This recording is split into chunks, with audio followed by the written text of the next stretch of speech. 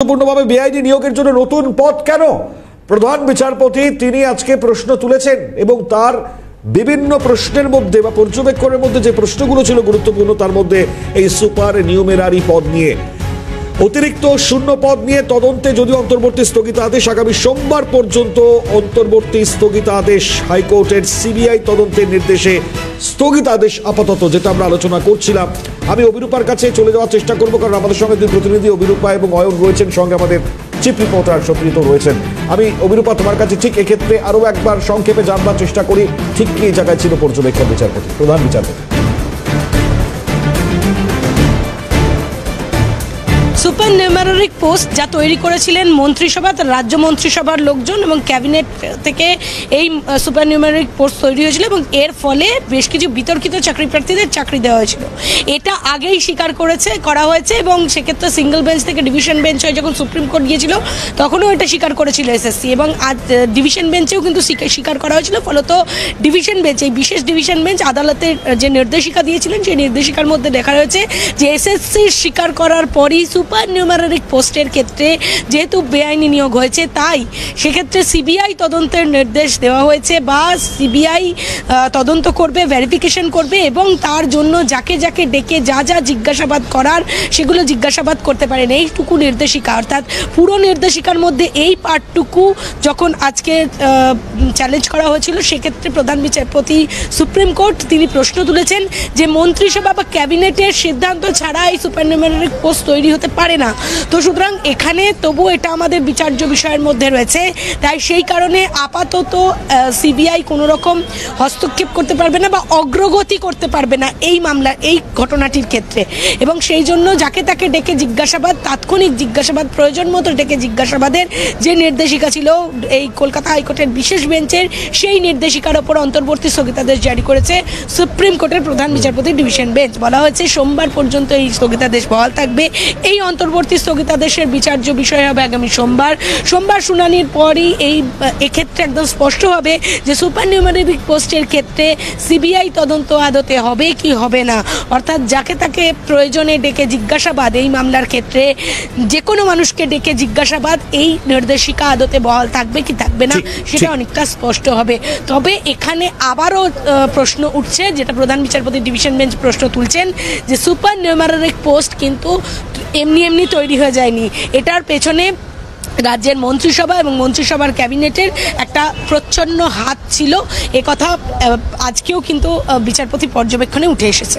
খুব গুরুত্বপূর্ণ। সঙ্গে থাকো অভিরূপা। আমি আমাদের চিফ রিপোর্টার সত্যজিৎ মুখোপাধ্যায়, আমি সত্যজিৎ আপাতত তোমাকে ধন্যবাদ জানাই, কারণ ঠিক এক্ষেত্রে দাঁড়িয়ে সত্যজিৎ যেটা বলছিল আলোচনায় অবশ্যই খুব গুরুত্বপূর্ণ। ঠিক এই জায়গা থেকে দাঁড়িয়ে আরো কোন কোন বিষয়গুলো প্রাধান্য পাবে আমরা আরো একটুখানি বিস্তারিত জানবার চেষ্টা করবো। এক্ষেত্রে আমাদের নয়াদিল্লি থেকে প্রতিনিধি ইন্দ্রাণী দাশগুপ্ত রয়েছেন, আমি চলে যাওয়ার চেষ্টা করবো ইন্দ্রাণীর কাছে। ইন্দ্রাণী, খুব গুরুত্বপূর্ণ, চাকরি বাতিলের নির্দেশে কোনো স্থগিতাদেশ সুপ্রিম কোর্ট দেয়নি, তবে এই সুপার নিউমেরারি পোস্ট নিয়ে অন্তর্বর্তী স্থগিতাদেশের কথা বা সিবিআই তদন্ত, সেটা নিয়ে মূলত একটা গুরুত্বপূর্ণ পর্যবেক্ষণ প্রধান বিচারপতির জায়গা থেকে আমরা জানতে পারছি। একটু আরো একবার জানাও যে কি বলা হচ্ছে।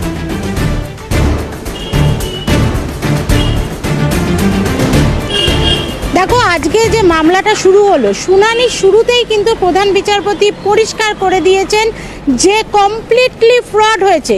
তিনি রাজ্যের পক্ষে যে আইনজীবীরা ছিলেন তাদের প্রশ্নের উত্তরে পরিষ্কার জানিয়ে দেন কমপ্লিটলি ফ্রড হয়েছে। এটা অত্যন্ত গুরুত্বপূর্ণ একটা পর্যবেক্ষণ। এবং এই দুটো শব্দ সিজিআই ডিওয়াই চন্দ্রচূড় নিজে বলেছেন যে রাজ্যের নিয়োগ মামলা অর্থাৎ 2016 যে প্যানেল ক্যান্সেল হয়েছে সেখানে কিন্তু কমপ্লিটলি ফ্রড হয়েছে। দ্বিতীয়ত তিনি যেটা বলেছেন যে ওএমআর শিট যদি না পাওয়া যায় তাহলে কি করে সেগ্রিগেট করা হবে কে যোগ্য কে অযোগ্য, এবং সেক্ষেত্রে ওএমআর শিট কেন পুড়িয়ে দেওয়া হয়েছে এই প্রশ্নটাও কিন্তু তিনি তুলেছেন। কারণ সাধারণত যে কোনো নথি 8 থেকে 10 বছর রাখার নিয়ম, কোনো কোনো ক্ষেত্রে 20 বছর পর্যন্ত নথি রাখার নিয়ম আছে, সেখানে 2 থেকে 3 বছরের মধ্যে কেন এই সমস্ত ওএমআর শিট পুড়িয়ে দেওয়া হলো, এই প্রশ্নও কিন্তু তুলেছেন সিজিআই। একই সাথে মণিময়, আজকে সিজিআই যেটা বলেছেন যে প্যানেল ক্যান্সেল করে দেওয়ার কলকাতা হাইকোর্টের যে রায়, সেই রায়ের উপরে কিন্তু তিনি কোনো স্থগিতাদেশ দেননি। অর্থাৎ 2016 শিক্ষক এবং শিক্ষাকর্মীদের যে প্যানেল ক্যান্সেল করে দিয়েছে কলকাতা হাইকোর্ট, সেই রায় কিন্তু বহাল থাকবে। আগামী সোমবার এই মামলার পরবর্তী শুনানি, এবং সেক্ষেত্রে শুধুমাত্র সিবিআই যাতে সোমবার পর্যন্ত আপাতত এই যে এসএসসির যে নিয়োগ প্রক্রিয়া, তার সাথে যে আধিকারিকরা বা যে মন্ত্রীরা বা রাজ্য প্রশাসনের যে ব্যক্তিরা যুক্ত রয়েছেন তাদের ডেকে জিজ্ঞাসাবাদ না করে বা তাদের বিরুদ্ধে দ্রুত কোনো অ্যাকশন না নেয়, সেই বিষয়টার উপরে স্থগিতাদেশ দিয়েছেন। সুতরাং একটা কথা পরিষ্কার, 2016 প্যানেল ক্যান্সেল করে দেওয়ার জন্য মাননীয় কলকাতা হাইকোর্টের বিচারপতিদের যে রায় ছিল সেই রায়কে কিন্তু বহাল রেখেছেন, এবং প্যানেল ক্যান্সেল সংক্রান্ত একটা শব্দও কিন্তু তিনি বলেননি যে কেন ক্যান্সেল করা হলো, এবং বারে বারে তিনি বিস্ময় প্রকাশ করেছেন। তিনি বলেছেন সিবিআই রিপোর্ট তিনি পড়েছেন, এবং যে পদগুলোকে এক্সট্রা তৈরি করা হয়েছিল সেই পদগুলোকে কেন তৈরি করা হলো এই প্রশ্নও কিন্তু আজকে তুলেছেন প্রধান বিচারপতি।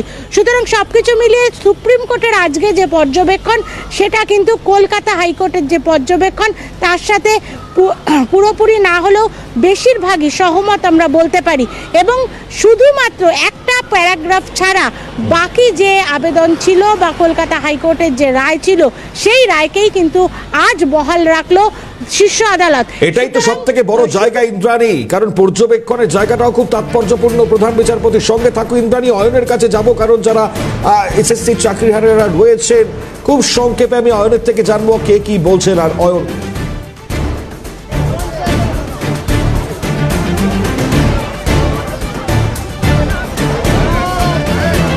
দেখো ইতিমধ্যে কিন্তু তাদের একটাই বক্তব্য যে ওএমআর শিট খুঁজে না পাওয়ার বিষয়টা, যে বিষয়টা উঠে আসছে যে 1 বছর পর ওএমআর শিট নষ্ট হয়ে যাওয়ার বিষয়টি। কিছুক্ষণ আগে সাংবাদিক বৈঠকে কিন্তু যারা চাকরিহারা তাদের বক্তব্য যে 1 বছর পরে যদি নষ্ট করা হয়ে গিয়ে থাকে এসএসসির নিয়ম মতো, গেজেটের নিয়ম মতো, সেক্ষেত্রে দাঁড়িয়ে কিন্তু কি করে যারা বলা যায় নতুন করে আবেদন করেছিলেন, যারা যে একেবারে আরটিআই করেছিলেন, কি করে তারা ওএমআর শিট পেলেন, সেই প্রমাণ কিন্তু ইতিমধ্যে কিন্তু সাংবাদিক বৈঠকে দিয়েছেন এই সমস্ত যারা চাকরিহারারা, তারা কিন্তু দিয়েছেন। ইতিমধ্যে যারা এখানে রয়েছেন, আমি একটু কথা বলি কারোর সাথে যারা রয়েছেন, ইতিমধ্যে একটু কথা বলি আপনার সাথে, যে যারা একটা প্রশ্ন করবো, একটা প্রশ্ন একটু কথা বলে ছোটকে। দেখো ইতিমধ্যেই যারা রয়েছেন চাকরি প্রার্থীদের, তাদের চাকরি হারানো রয়েছেন, তাদের সঙ্গে কথা বলার চেষ্টা করি। ইতিমধ্যে তাদের আলোচনা চলছে এবং সেখানে দাঁড়িয়ে তাদের ঠিক কি বক্তব্য, তাদের পক্ষ থেকে আমি তাদের তরফ থেকে কি বলা হচ্ছে একটু কথা বলার চেষ্টা করি। দিদি একটু কথা বলবো যে যেভাবে আজকে সুপ্রিম কোর্টে যে সিদ্ধান্ত, প্লিজ আনবেন না, আমি মিডিয়াতে একদমই বলতে চাই না, মানে পারি না। ঠিক আছে অয়ন, আমরা বুঝতে পারছি। আমি খুব তাৎপর্যপূর্ণ, কারণ যে পর্যবেক্ষণ সামনে এসছে।